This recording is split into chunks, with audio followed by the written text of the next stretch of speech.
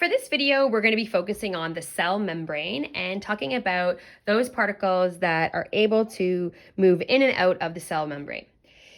So the cell membrane is called a selectively permeable membrane. What this means is that there are certain particles that can move relatively quickly through the membrane and easily, and there are others that cannot.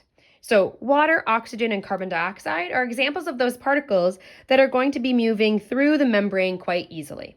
Sugars and fats are a little bit bigger, and it's not as easy for them to move through the membrane. So the membrane is made up of two layers of fat and proteins. And these proteins and layers of fat act as sort of like a gatekeeper, deciding what and when particles can move through. So fluid movement in cells is called diffusion.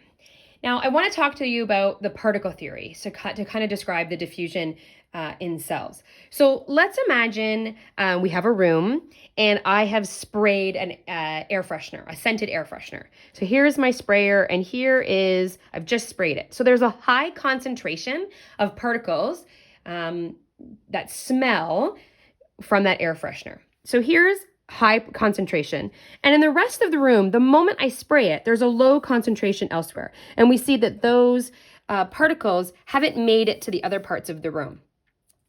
Now, we understand the particle theory, and the particles in a gas are always moving, large space in between them, and they fill the volume of the space that they are in. So we can see that the particles have spread out from that area of high concentration to the area of low concentration. And so now there's sort of like an equal distribution of the particles of that air freshener. In cells, this is called diffusion. So let's have a look at what that looks like.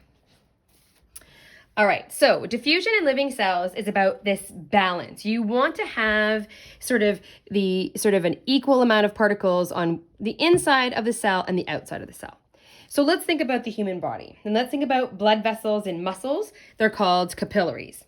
Now, capillaries carry oxygen-rich blood cells to muscle cells. So let's imagine this is our muscle cell, and this is our capillaries, our rich oxygenated blood cell, okay?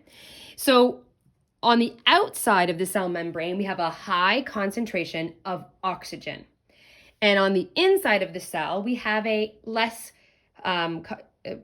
concentrated amount of oxygen.